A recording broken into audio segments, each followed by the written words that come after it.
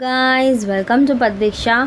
So commerce la pathina நம்ம last videosல classification of business and characteristics of business பார்த்தோம். So இந்த வீடியோல the next topic is comparison between the business, profession and employment. So exam point of view ரொம்ப important question இது. So maximum இந்த question very long answer or short answers questionsல கேட்கலாம். Very short answersல கேட்க மாட்டாங்க. So short answers or long answers questionsல கேட்கலாம். Maximum long answers questionsல கேட்பாங்க. So at that time any of the 5 points or 6 points எழுதுனா ரொம்ப கரெக்டாக இருக்கும். 5 to 6 points is enough. So நான் புக் பேக் ஆன்சர்ஸ் கொடுக்கும்போது நான் ஒரு 5 points கொடுக்குறேன். ஸோ நீங்கள் அதை ப்ராக்டிஸ் பண்ணாலே போதும். So now let's move on to the topic comparison between business, profession and employment. So இந்த கம்பேரிசன் சார்ட் என்ன பண்ணுன்னா நம்ம பிஸ்னஸையும் ப்ரொஃபஷனையும் எம்ப்ளாய்மெண்ட்டையும் இந்த 9 பேசிஸ் வச்சு நம்ம கம்பேர் பண்ணி என்ன மீனிங் என்னன்னு தெரிஞ்சுக்க போகிறோம். ஸோ ஃபஸ்ட்டு பேசிஸ் என்னென்னா மோட் ஆஃப் எஸ்டாப்ளிஷ்மெண்ட். ஸோ எப்படி நம்ம இதை எஸ்டாப்ளிஷ் பண்ணலாம், பிஸ்னஸ் எப்படி கொண்டு வரலாம், ப்ரொஃபஷன் எப்படி ஸ்டார்ட் பண்ணலாம், எம்ப்ளாய்மெண்ட் எப்படி நடந்தது ஸ்டார்ட் ஆச்சு அப்படிங்கிற விஷயம் தான் கற்றுக்க போகிறோம். ஃபர்ஸ்ட் பாயிண்ட் பார்த்தீங்கன்னா பிஸ்னஸில் promoters decision registration and other formalities as prescribed by law. So business ஆரம்பிக்கணும் அப்படின்ற ஒரு தாட், பிஸ்னஸோட ஓனர் யார், பிஸ்னஸ் ஓனர் யார் அப்படின்னு நம்ம கேட்கும்போது பிஸ்னஸோட ஓனர் நம்ம சொல்லலாம், இல்லை ப்ரொமோட்டர் சொல்லலாம். ப்ரொமோட்டர்னால் யாருன்னா இந்த பிஸ்னஸ் நான் ஸ்டார்ட் பண்ணலாங்கிற அந்த தாட் அந்த பிஸ்னஸை ஸ்டார்ட் பண்ண அந்த பர்சன் ஃபஸ்ட்டு யாருக்கு அந்த தாட் வந்ததோ அவங்கள தான் நம்ம ப்ரொமோட்டர் சொல்லுவோம். அந்த ப்ரொமோட்டரோட டெசிஷன் அண்ட் அதை ரெஜிஸ்ட்ரேஷன் யார் பேரில் ரெஜிஸ்டர் பண்ணலாம் அண்ட் ஃபார்மாலிட்டிஸ் கம்பெனிஸ் ஆக்ட் படி ஸ்டார்ட் பண்ணணும். ஸோ இந்த மாதிரி நிறைய லா படி கொண்டு வர்றது தான் பிஸ்னஸ். நெக்ஸ்ட் ப்ரொஃபஷன் பார்த்தீங்கன்னா membership of a professional body or a certificate of practice.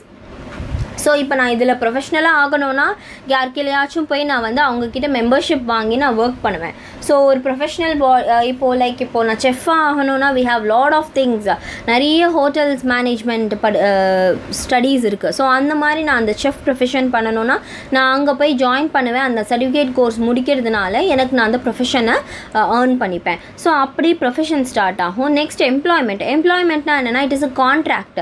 So நான் போவேன், இந்த இன்டர்வியூ அட்டன் பண்ணுவேன், செலக்ட் ஆனால் நான் அந்த அப்பாயின்மெண்ட் லெட்டர் வாங்கிட்டு வருவேன்.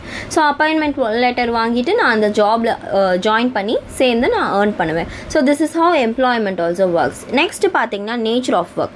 ஸோ ஒன்னொன்றுத்தில் என்னென்ன டைப் ஆஃப் ஒர்க்ஸ் இருக்கும், என்ன நேச்சர் ஆஃப் ஒர்க் இருக்குன்னு பார்த்தீங்கன்னா பிஸ்னஸில் goods and services provided to the public.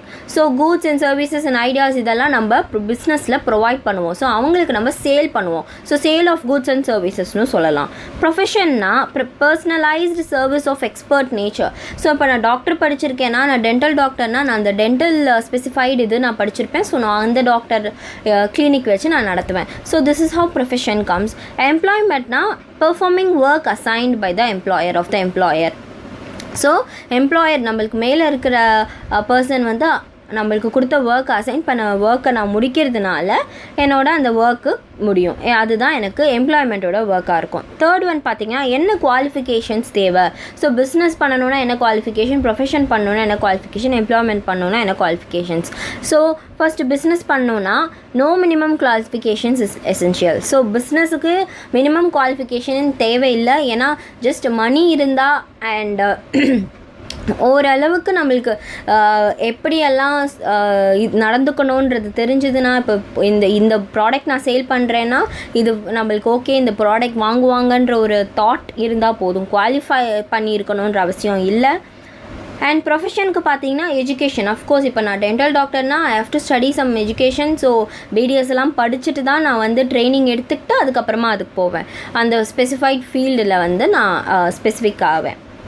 Next employment பார்த்தீங்கன்னா மினிமம் குவாலிஃபிகேஷன் இருக்கணும். ஸோ அட்லீஸ்ட் 12th படிச்சுட்டு 1 டிகிரி ஆர் பிஜி டிகிரி வரைக்கும் படிச்சுருந்துட்டு அதுக்கப்புறமா நான் அந்த ப்ரொஃபஷனை எம்ப்ளாய்மெண்ட்டில் ஜாயின் பண்ணலாம். நெக்ஸ்ட் ஃபோர்த் ஒன் பார்த்தீங்கன்னா பேசிக் மோட்டிவ். ஸோ ஒன்றுத்துக்கும் என்ன பேசிக் மோட்டிவ் இருக்கணும் பார்த்தீங்கன்னா earning profits by satisfying the needs of the society. பிஸ்னஸ்க்கு பார்த்தீங்கன்னா earning profit is the first most important motive.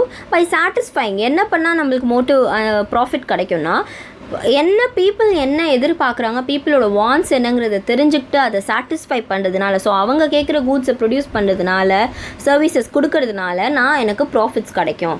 Next ப்ரொஃபஷனில் ரெண்டரிங் சர்வீஸ். ஸோ அஃப்கோர்ஸ் நான் இப்போ டீச்சராக இருக்கேன்னா, so I am rendering the service. இங்கே எனக்கு ப்ராஃபிட் மோட்டிவ், நான் மணி ஏர்ன் பண்ணணும் இப்படிங்கிற தாட்லலாம் யாராலையும் ஒரு சர்வீஸை ரெண்டர் பண்ண முடியாது. ஸோ ப்ரொஃபஷன்னா என்னென்னா ஜஸ்ட் என்னோடய பேஷனுக்காக நான் அதை சூஸ் பண்ணி படித்து நான் அதில் ஸ்பெஷலைஸ் ஆகியிருக்கேன். Next employment. minimum qualification is essential. So of course employment ku minimum qualification earning wages or salary by serving the employer.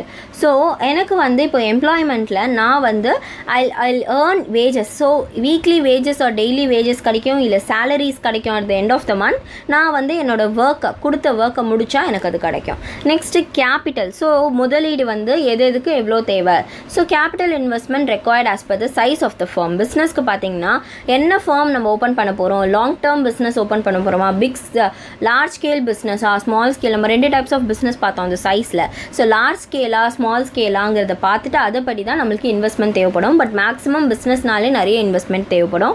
Next ப்ரொஃபஷனில் limited capital போதும். இப்போ நான் படிக்கிறதுக்காக இப்போ நான் பிடிஎஸ் படிச்சுட்டு கிளினிக் செட் பண்ணுறதுக்கே எனக்கு literally I need some money. So அதுக்காக நான் எனக்கு தேவைப்படும்.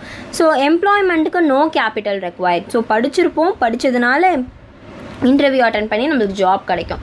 ஸோ எம்ப்ளாய்மெண்ட்டுக்கு கேபிட்டலே தேவையில்லை. நெக்ஸ்ட் பார்த்தீங்கன்னா ரிவார்டு.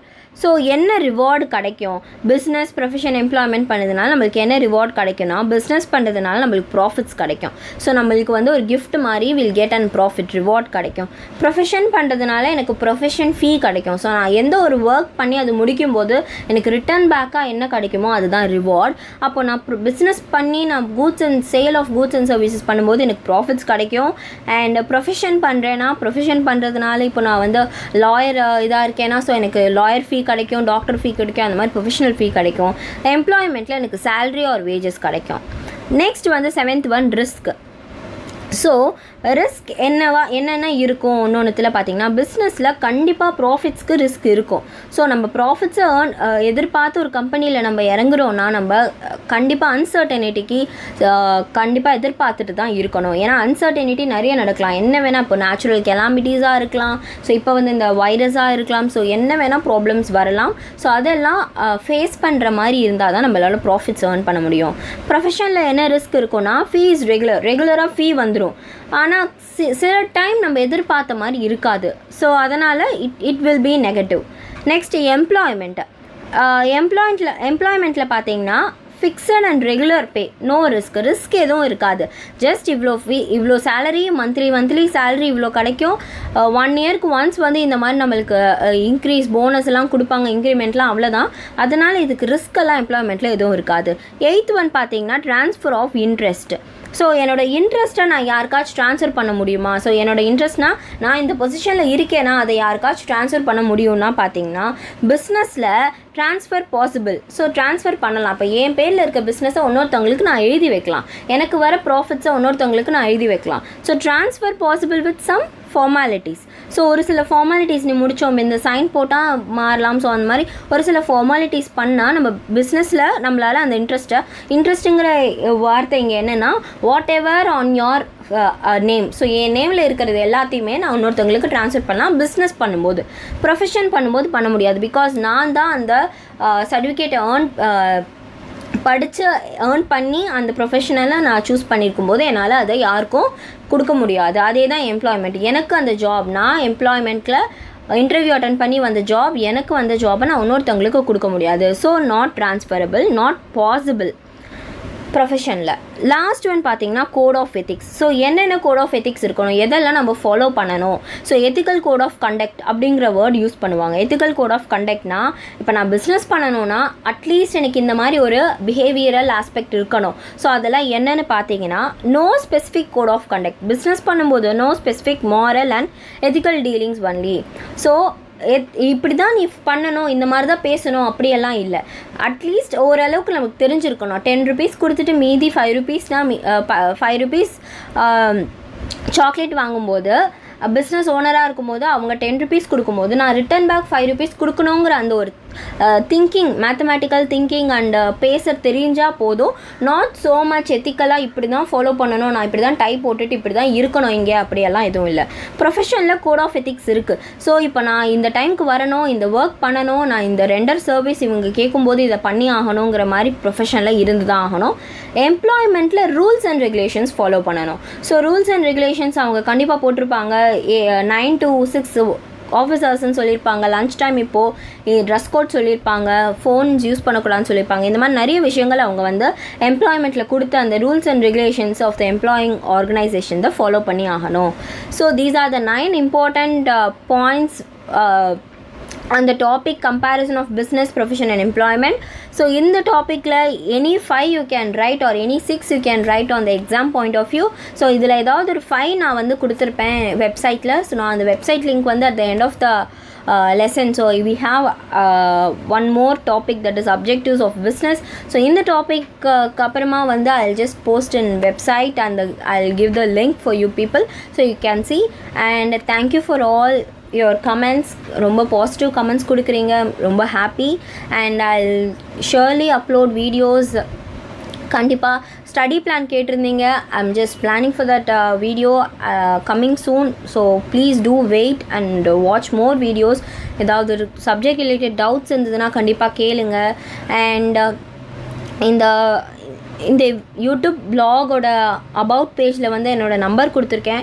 ஸோ பத்விக்ஷா பிளாக் நம்பர் அது. So if you want any doubts please don't call, please just text in வாட்ஸ்அப்பில் டெக்ஸ்ட் பண்ணுங்கள். கண்டிப்பாக டவுட்ஸ் ஏதாவது இருந்ததுன்னா நாங்கள் வந்து கிளியர் பண்ணுறேன். S, okay. நெக்ஸ்ட் வீடியோஸில் இந்த அப்ஜெக்டிவ்ஸ் ஆஃப் பிஸ்னஸை போஸ்ட் பண்ணுறேன். Until then, bye.